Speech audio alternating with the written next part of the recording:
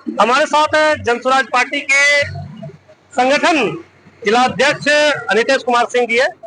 अनितेश जी, जिस तरह से बिहार के मुख्यमंत्री नीतीश कुमार ने सामाजिक सुरक्षा पेंशन में वृद्धि की है, पहले 400 रुपये जो मिलते थे, क्या लगता है कि अब 1100 रुपये जो किया है, इसमें सभी विधवा महिला हो, दिव्यांगजन हो या वृद्धजन हो, उनके लिए एक महीने का राशन, एक महीने के खर्च के लिए वाजिब है या उससे ज्यादा होना चाहिए? देखिए, पिछले 2-2.5 साल से प्रशांत जी इस अभियान को चला रहे थे और हम लोग भी गांव-गांव चल के लोगों को सरकार से डिमांड कर रहे थे कि वृद्धा पेंशन को बढ़ा के, विधवा पेंशन को बढ़ा के कम से कम 2000 रुपये किया जाए। और ये 2000 जो था, मैं ये नहीं मानता कि इस 2000 में फुलफिल हो जाएगा वृद्ध का खर्च, लेकिन बिहार सरकार की जो स्थिति है, उस राज्य सरकार की जो स्थिति है, उस स्थिति को देखते हुए हम लोग 2000 कम से कम की बात कर रहे थे, जिसको कि मुख्यमंत्री जी ने 400, तो हम लोगों को लग रहा था कि पिछले 17-20 साल से जो है 400 रुपये ही मिल रहा है। मैंने जब से वृद्धा पेंशन सुना है 400 ही सुना है, तो मुझे नहीं लगता था कि इनसे कभी वृद्धि हो पाएगा। लेकिन प्रशांत के डर से, जनसुराज जी के डर से इन्होंने उस पेंशन को बढ़ाने का किया और 1100 रुपया किया। मैं ये नहीं मानता कि 1100 में पूरा हो जाएगा। और ये बात तो राकेश जी ने अभी आपको बताया कि 1100 में मानने वाली बिहार की जनता नहीं है, बिहार के वृद्ध नहीं है। कम से कम 2000 रुपये, और अगर ये 2000 नहीं करते हैं तो नवंबर के बाद ये 2000 जो आने वाली सरकार है वो करेगी।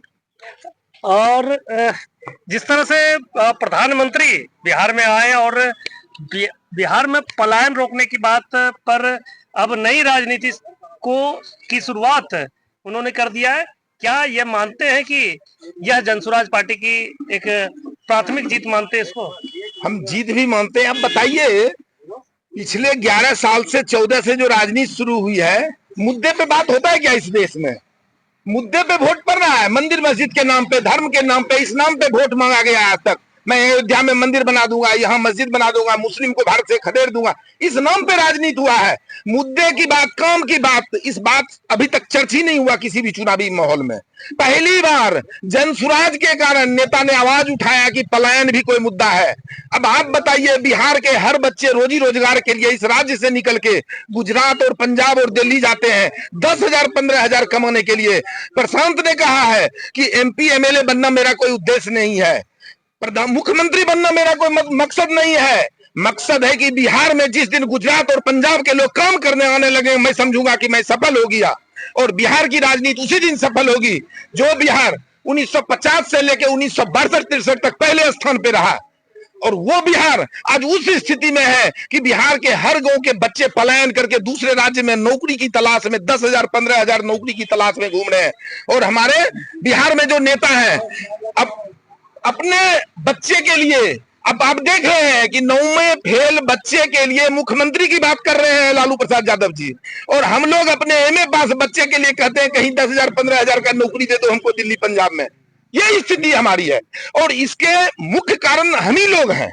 इसलिए कि हम लोग जात के नाम पे, धर्म के नाम पे, मंदिर मस्जिद के नाम पे वोट डालना शुरू किए, काम को मुद्दा नहीं बनाए। और हमारी जो स्थिति है, मैंने हर लोगों की, हर परिवार की, वो काम को भूल के, काम की बात नहीं करके जात धर्म के नाम पे वोट डालना शुरू किए।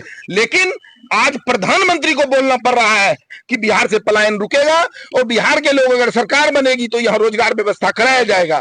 अब आप सोचिए ना, दिल्ली के हर घर में रोजगार है, पंजाब के हर घर में रोजगार है, बिहार से मजदूर जाते हैं, यहाँ के लोग जाते हैं और दूसरे स्टेट में मजदूरी करते हैं। इतनी छोटी छोटी रोजगार तो हमारे यहाँ हर गांव में उपलब्ध कराया जा सकता है, क्यों नहीं व्यवस्था कराया जा रहा है? सरकार एक झुंझुना पकड़ा दिया है, सड़क दिए है, बिजली दिए है, पानी दिए। अरे भोजन की व्यवस्था दोगे तब तो सड़क पे चलेंगे, तब तो बिजली बिल पे करेंगे। तो सरकार उस व्यवस्था के बारे में अब तक बात ही नहीं कर रही थी, कम से कम बात करना तो शुरू किया है। बिजली की बात आपने उठाई, बिहार में जो प्रशांत किशोर दावा करते हैं कि बिहार में सबसे महंगी बिजली है, तो क्या आपकी सरकार आती है तो बिजली के दरों में कटौती की जाएगी? देखिए, सरकार आती है तो बिजली के दर, पहले बिजली की, अगर रोजगार की व्यवस्था होगी तो बिजली महंगी नहीं बुझाएगी हमें। अगर रोजगार का व्यवस्था हो जाएगा, मुझे अगर 25,000 रुपया महीना गांव में आने लगेगा तो 2,000 हम भर सकते हैं बिजली बिल। लेकिन मेरे पास जब पैसे का साधन नहीं है, सोर्स ही नहीं है आने का, तो 1,000 रुपया भी बिजली बिल भारी पड़ रहा है हमारे ऊपर। बात यह है। बात ये नहीं है कि बिजली बिल कितनी महंगी है, बात ये है कि और बिजली बिल महंगी नहीं है, ये स्मार्ट मीटर के जरिए और कारण से बिजली बिल ज्यादा तसीला जा रहा है, रेट कुछ बताया जा रहा है, तसीली कुछ हो रहा है, और हर लोग फाइट नहीं कर पा रहे हैं, हर लोग जाके बिजली विभाग में लड़ नहीं रहे हैं उस मुद्दे को लेके। लगता है कि आम लोग आपके मुद्दे से सहमत है, आप यहाँ जो पहुंचे हैं तो क्या लगे? मुझे तो ये लगता है कि देखिए लोगों को ये बात तो जरूर लगेगा कि कम से कम ये मेरी बात तो कर रहे हैं। अभी तक जो राजनीति हुआ है, अभी तक राजनीति ये नहीं हुआ है, उनकी बात आपकी बात करने नहीं आते। हमारे यहाँ नेताओं ने ये जो 35 साल का शासन व्यवस्था रहा है, इसमें सवाल पूछने की ताकत छीन लिया है। मुखिया आता है उसके पीछे घूमने लगते हैं हम लोग, एमएलए आता है उसके पीछे पीछे घूमते हैं, ये नहीं पूछते हैं उस एमएलए से कि 5 साल में तुमने हमारे लिए क्या किया और अगला 5 साल तुम क्या करोगे जिसको मैं वोट दूंगा। तो मेरी सवाल पूछने की आदत जगाने के लिए हम लोग चले हैं। पहले तो एमएलए आया तो उससे आप पूछिए कि 5 साल में हमारे बच्चे के लिए तुमने क्या किया, और अगर तुम अगला वोट चाहते हो तो 5 साल में करोगे क्या क्या। तो सवाल पूछने की आदत डलवाने के लिए जनता के बीच आए हैं, और जनता को सिखा देंगे कि कोई नेता है उससे सवाल पूछिए, हमारे लिए तुमने क्या किया और हमारे बच्चे के लिए तुम आगे क्या करोगे, बस।